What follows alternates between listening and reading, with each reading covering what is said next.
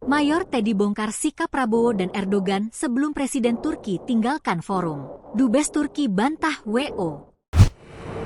Presiden Turki, Recep Tayyip Erdogan, terlihat keluar dari forum ketika Presiden Indonesia, Prabowo Subianto, tengah berbicara.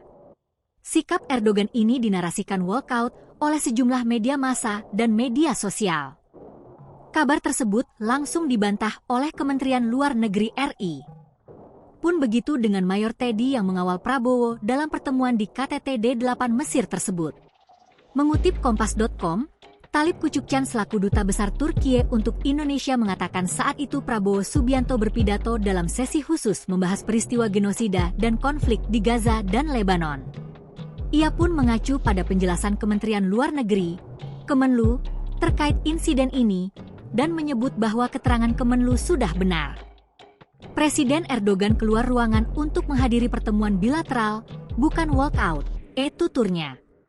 Sementara itu, Sekretaris Kabinet Teddy Indra Wijaya mengungkapkan, Prabowo dan Erdogan sempat makan siang bersama sebelum dimulainya sesi kedua yang membahas Gaza dan Lebanon.